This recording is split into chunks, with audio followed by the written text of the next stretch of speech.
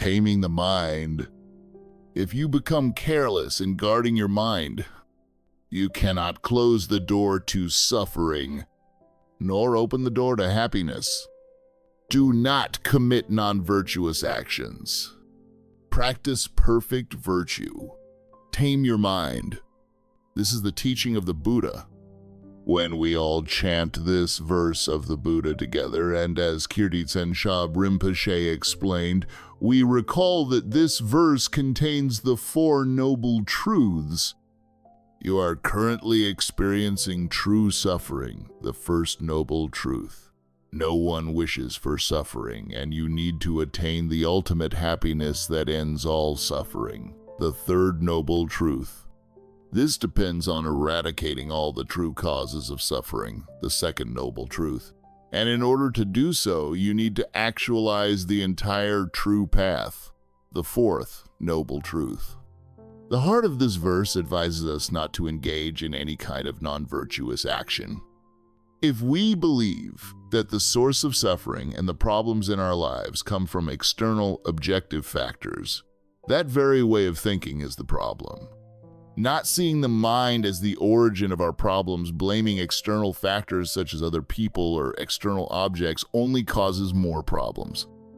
Thinking this way and also believing that happiness comes from outside means we pay no attention to our own mind. This mind, which has been untamed since beginningless rebirths, remains as it is now still untamed. Nothing has improved, nothing has changed. We keep creating causes of suffering for our future lives and keep producing problems right here in this life. It's very helpful to relate this verse to past problems. It is especially effective to apply tame your mind when dealing with arrogance, anger, jealousy, attachment, and thick ignorance. Taming these delusions, afflictions, is the teaching of the Buddha. If these are not tamed, then it is not the Buddha's teaching, in other words. Doing nothing about one's delusions while busying oneself with other activities, calling that spiritual practice, is not really the Buddha's teaching. Delusions disturb the mind, depriving it of peace and taming. Although our activities may look like Dharma, labeled as Dharma or spiritual practice, if they do not destroy delusions, then they are not the Buddha's teaching. There is a definition of Dharma that says, it is whatever medicine cures the delusions. If an action performed under the name of Christianity or any other religion serves as medicine to cure delusions, taming anger, attachment, ignorance, and self-centeredness, then that action is Dharma. Anything that is not medicine for the delusions is not Dharma. As His Holiness the Dalai Lama often says, Dharma is anything that remedies or calms the mind. When you have some device that is broken, repairing it is good because it makes you happy and is helpful for your life and for others. Likewise, Dharma is about fixing the mind. Any method that does not destroy delusions cannot bring the mind under control. There is no way to improve the mind without removing delusions. Delusions must be eliminated. In order to bring happiness to oneself and others, Dharma has to be medicine for the delusions. If so-called Dharma practice only supports your delusions, then no matter how much you practice, you will not see any improvement in your mind. On the contrary, the mind will become worse, more untamed, more difficult. Even if you are continually listening to Dharma, preaching Dharma, reading scriptures, or living at a Dharma center for your entire life, if your delusions increase, then your so-called spiritual practice is actually supporting delusions instead of destroying them. If arrogance, anger, attachment, and so on intensify, then your Dharma study is creating more negative karma instead of purifying previously accumulated negative karma. In order to attain happiness from the Dharma, your practice must destroy delusions. It is like medicine. If it causes the illness to flare up or worsen, that medicine does not heal. It only leads you away from accurate diagnosis and treatment. Medicine is supposed to cure the illness, not make it more severe. The phrase tame your mind may be short, but it means dealing with all obstacles, wrong conceptions, from seeing faults in your guru to the subtle dualistic perceptions connected with the three insights regarding the white stage of preparation. the red stage of generation, the black stage of completion, and even the subtlest final obstruction that prevents realization of the fully awakened mind, the Buddha mind. Tame your mind addresses all these mistaken conceptions. The last line of the verse says, "This is the teaching of the Buddha, because taming your mind is the source of happiness." Taming your mind is the core teaching of the Buddha. Every single word the Buddha taught is aimed at taming the mind of sentient beings. There is no other purpose. Every word in all 84,000 scriptures, whether from the Hinayana, Mahayana, or Vajrayana, serves to tame the mind. Remember the kindness of the compassionate teacher, the Shakyamuni Buddha, who expounded all the teachings on both the cause and result vehicles. The Buddha revealed the perfect path leading to enlightenment through many levels of teaching, corresponding to the mental capacities of sentient beings. Now we have the freedom and opportunity to listen, reflect, and meditate on this stainless path, thereby creating the stainless causes of whatever level of happiness we desire. This is all thanks to the kindness of Shakyamuni Buddha, who gave these teachings. Shakyamuni Buddha opened the path that leads us to happiness. Along this path, we have the freedom to understand and create the causes of future life, happiness, liberation, and enlightenment. He helps us to develop our potential, our Buddha nature. Having encountered the Dharma and practiced it, we can nourish our Buddha nature and through that attain enlightenment. By meditating on the path revealed by the Buddha step by step, we can develop our Buddha nature. As a result, we can fulfill our wish to help all sentient beings. Thanks to the kindness of Shakyamuni Buddha, we can accomplish the transcendental wisdom of the mind, its omniscient power, and complete compassion for the benefit of all sentient beings. Everything, including both happiness and suffering, depends on the mind. If the mind is untamed, suffering arises. The mind itself produces this suffering. By taming the mind, we experience happiness. This is why the happiness of all sentient beings depends on the existence of the Buddha's teachings. Because everything depends on our own mind, we must tame it. We must abandon wrong thoughts, which are the causes of suffering and bring harm to ourselves and uncountable others, in this life and in all future lives. If these distorted thoughts are abandoned, only happiness remains. There is no more cause of problems, no creator of problems. The more these mistaken ideas are abandoned, the more happiness we experience. Protecting your mind. In the Guide to the Bodhisattva's Way of Life, Shantideva explains, tigers, lions, snakes, enemies, hellguards, witches, and cannibals all are subdued by simply restraining this mind. Restraining the mind from negative thoughts by not allowing it to be carried away by anger, attachment, ignorance, etc., means you stop creating bad karma.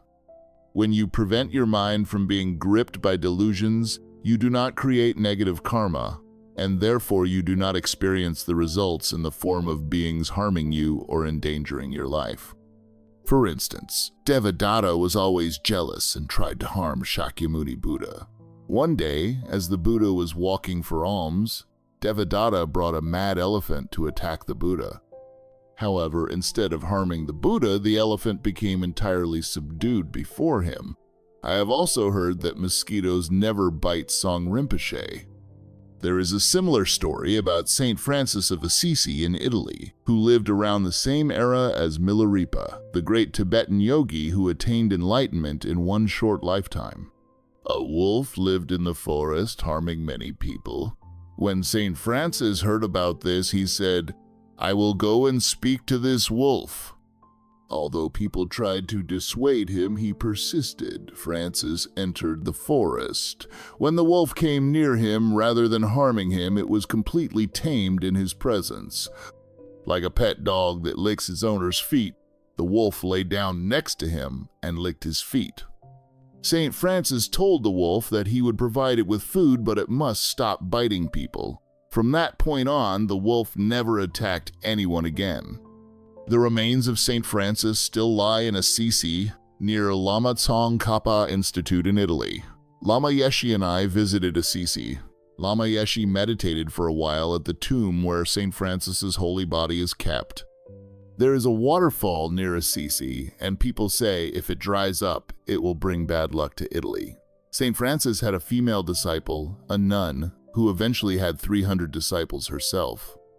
During St. Francis's life, there was a cave that constantly dripped water from its roof. Some of his disciples complained that the sound of dripping water distracted them from meditation. Francis typically addressed inanimate objects as little brother or little sister. Upon hearing his disciples' complaints, he went to the cave and said to the water, "Little sister, please stop dripping because my disciples cannot meditate." Immediately, the water stopped dripping. Stories like these are very common also in the lives of bodhisattvas. There are many accounts of Indian and Tibetan yogis asking rivers to stop flowing so they could cross, after which the water would resume its flow. In Tibet, when floodwater threatened Bodhisattva Jampa Monlam's monastery, he wrote on a stone, "If it's true that I have bodhicitta, may the water please retreat and place the stone in the path of the flood." The water immediately subsided. Such stories prove the power of bodhicitta, the ultimate good heart. By binding the mind to virtue, protecting it from delusions, you do not create negative karma, so there will be no danger to your life. Likewise, through bodhicitta you can tame your mind. Binding your mind to virtue and keeping it away from afflictions is like imprisoning all those dangerous beings, tigers, snakes, hellguards, enemies. If you have bodhicitta, even natural disasters, earthquakes, volcanoes, etc. cannot harm you. By the power of bodhicitta, you can control natural disasters. By restraining this one mind through bodhicitta, you restrain all ferocious animals and enemies. By mastering just this one thing, your mind, you overcome all external challenges. You cannot fulfill the wish to imprison every vicious animal on earth because you cannot live forever. And even if you don't get reborn on this planet, as long as you have karma and delusions, you will encounter enemies and wild beasts elsewhere. As long as your mind is untamed, external harm will always appear. But once the mind is tamed, once anger is eradicated from your mental continuum, there will be no external enemy. When anger can no longer arise in you, you will not see an enemy anywhere. The external enemy is only evident when internal anger is present. Without delusions, negative karma does not arise, so no one can harm you. Moreover, when your mind has realized the nature of patience, even if someone criticizes, strikes, or kills you, you still see no external enemy. When you have perfected the paramita of patience, one of the 6 perfections, you regard anyone who criticizes, beats, or kills you as your best friend, your greatest benefactor. But as soon as your mind changes and anger arises, you perceive that same person as an enemy harming you. In the commentary opening the Dharma door, it is said, "What use are any other instructions if the instruction to guard the mind is forgotten?" It is very good to recall this in everyday life. If you forget to guard your mind, what good are all the other rules and practices? If the mind is left unprotected, you cannot prevent your own suffering and problems. Even if you do hundreds of other practices but neglect this vital practice, protecting your mind, you cannot stop your problems nor achieve happiness, especially ultimate happiness.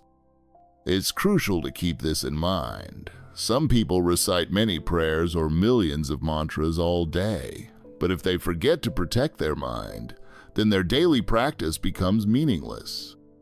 Your mind is the source of all your suffering and happiness. If you become careless in guarding your mind, you cannot close the door to suffering nor open the door to happiness. In the West, there are numerous laws. Sometimes, I think there are too many. Once, I stayed in a house in Sydney that had a swimming pool and a sauna. Some guests were having fun, jumping into the pool from a raised platform, making noise. The neighbor got upset complained that we were disturbing them, and called the police. I was inside, so I didn't see what happened, but I heard the police arrive. Seeing nothing particularly wrong, they became annoyed and left. The neighbors' complaint seemed baseless, and the officers felt their time was wasted driving from the city. Yet that same afternoon, the neighbors' children made plenty of noise themselves. No matter how many laws exist, if guarding the mind is not taught at primary school, in universities, or within the culture, problems will persist. Everyone has to protect their own mind. Instead of saying an apple a day keeps the doctor away, we could say, guarding the mind each day keeps the police away. Always remember impermanence and death. Without remembering death, we do not remember the Dharma. Meditation. Look at everything, the self, action, object, friend, enemy, stranger, the objects of your attachment, anger, or ignorance, all compounded phenomena, and be aware of their reality. Ultimate truth. All are impermanent and could end at any time. Not only are they changing every moment due to causes and conditions, but they could cease at any moment. Even for you, death can come at any second. Death can happen at any time to you, your enemy, or a stranger. Whatever possessions you have wear out and can leave you at any moment.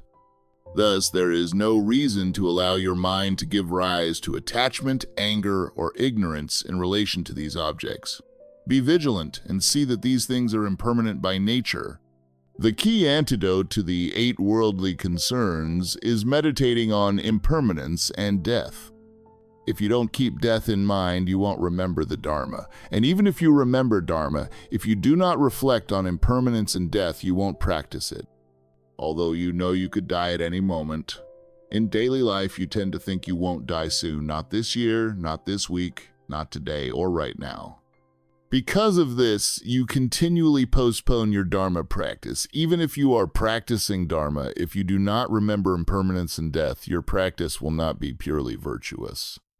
If you don't think about impermanence and death, you won't protect your wholesome karma by abandoning non-virtuous actions and practicing virtue.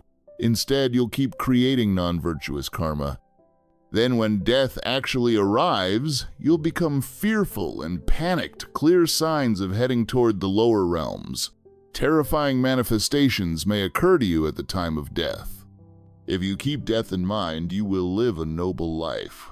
You can practice the path of the 3 levels of capacity and achieve the 3 major goals: happiness in future lives, liberation, and enlightenment. Remembering impermanence and death is also an easy way to subdue your delusions. You can be liberated from delusions. Reflecting on impermanence and death is extremely meaningful. At the beginning of your Dharma practice, it's essential for motivating genuine practice, and you keep relying on it until the very end of your endeavor to attain enlightenment. Then, when death comes, you can die happily.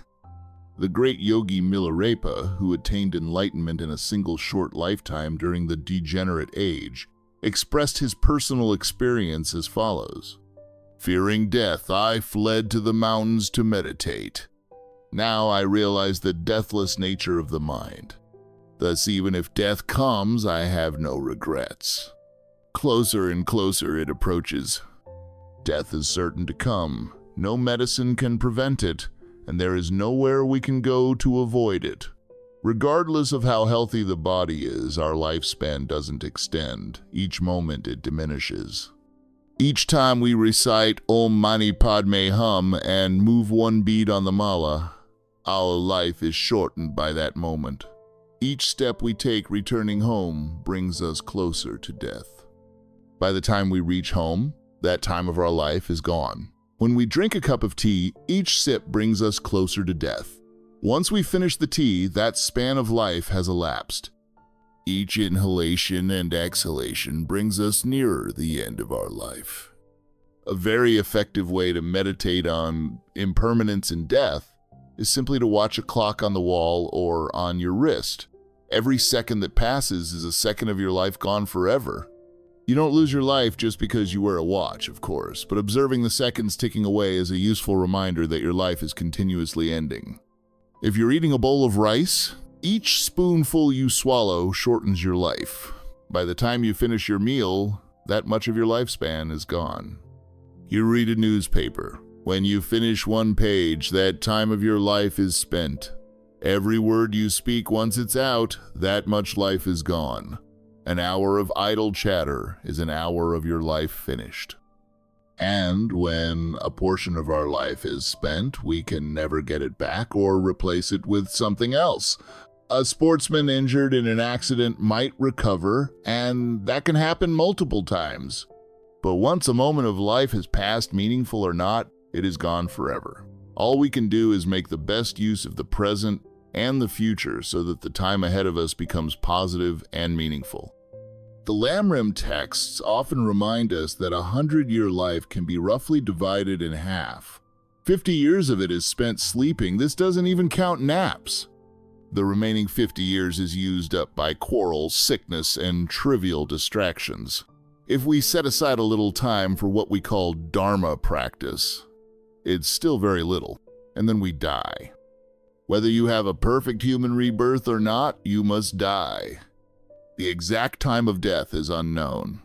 Right now, many people are about to die in the hospital cancer or AIDS patients for whom doctors say there is no hope. They may live only another day, a few hours, or even just minutes. They are considered dying, yet they are still alive for now. Reflect that I am no different. I, too, am about to die. It's not that if you have AIDS or cancer, you die, and if you don't, you won't die soon. Not at all. Even healthy people can die suddenly, in an instant. You are also someone who is about to die. Each second brings you closer to death. There is not much time left. Life is very short. People considered terminally ill are said to be close to death, while healthier people are considered not dying soon. In truth, there is no difference. Both are constantly approaching death. Neither has much time left. The most important point is, death may occur at any moment for you. The exact time of death is unpredictable. 3 reasons justify this. First, in this degenerate age, nothing is certain, and our lifespan is particularly uncertain.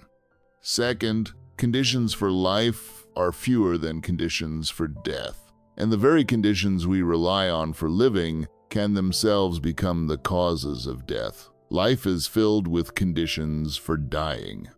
All the delusions within our mind, such as the 8 worldly concerns that lead to numerous other negative mental states, bring enormous obstacles and heavy negative karma. Until now, you may have had no immediate life obstacles, yet today, suddenly, if you fail to practice the Dharma and fail to control your mind, you could create powerful negative karma through breaking vows or commitments towards sentient beings or deities. Instantly, life obstacles can arise. Even if you have karma to live longer, a sudden misfortune could threaten your life. Many conditions for death already exist inside our mind, and external conditions also arise from the mind. Third, this body is so fragile, like a water bubble. Negative thoughts disturb the internal energies in our body, which then upset the balance of the 4 elements: earth, water, fire, wind.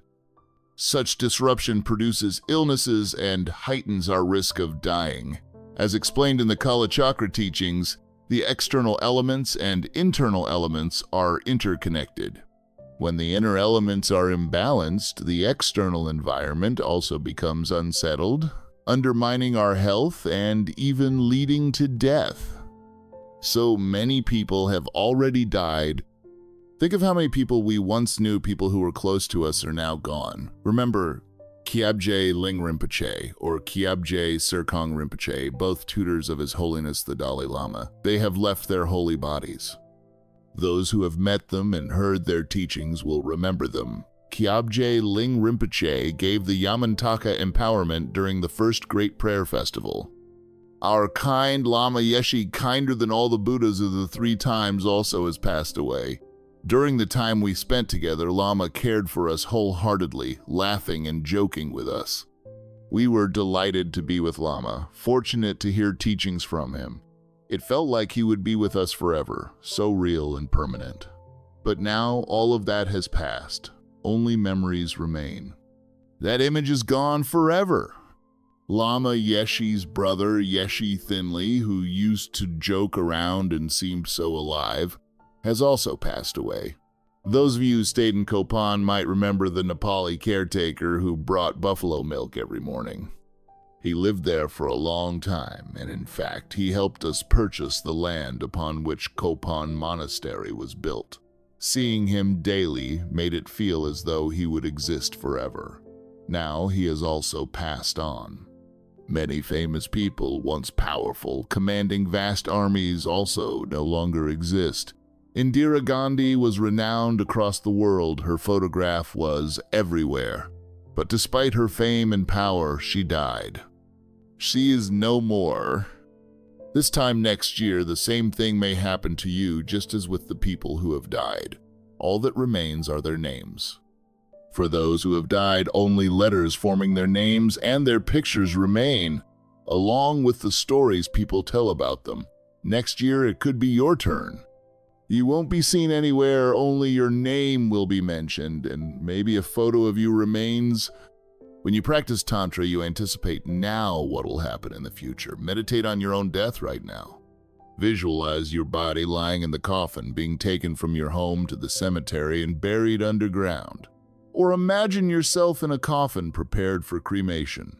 All your possessions remain behind. Think about that.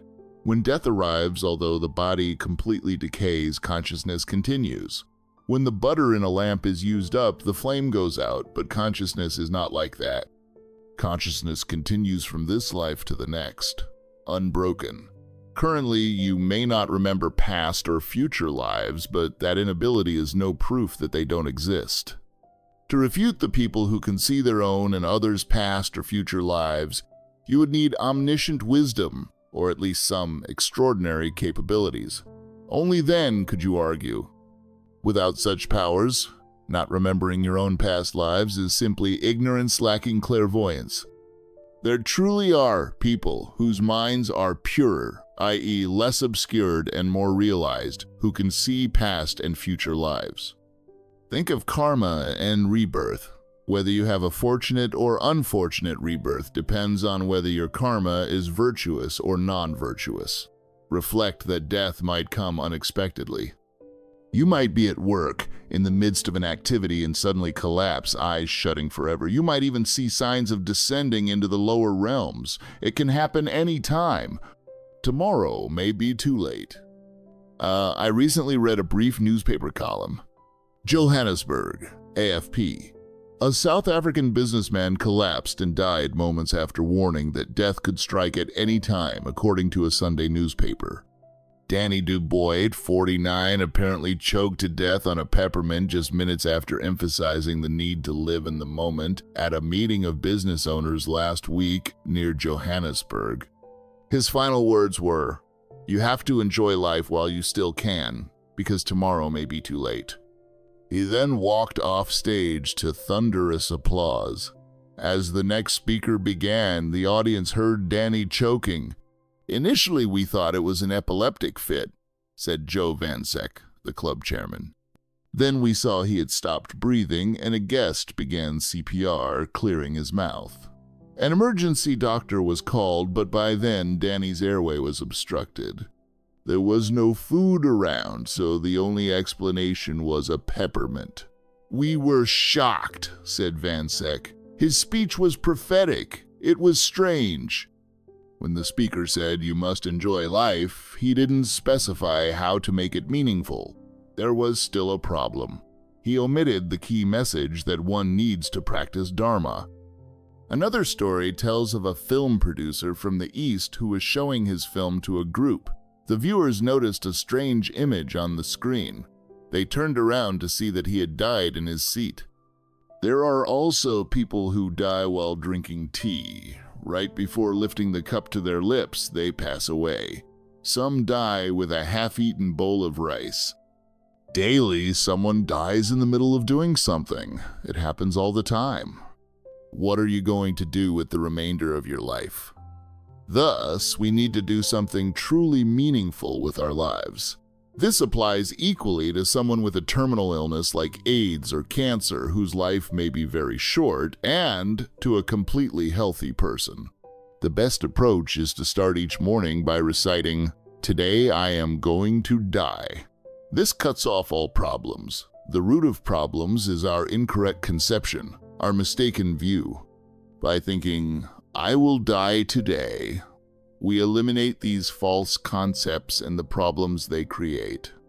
After affirming this, it's excellent to recall these lines from Lama Chopa. The thought of cherishing oneself is the door to all suffering, while cherishing others is the basis of all virtue. Please bless me to practice the essential yoga. The reversal of self-cherishing and cherishing others. You are about to die today, so what will you do with your life? Simply thinking that you could die today isn't enough. This thought must galvanize you into genuine Dharma practice so you don't waste your life.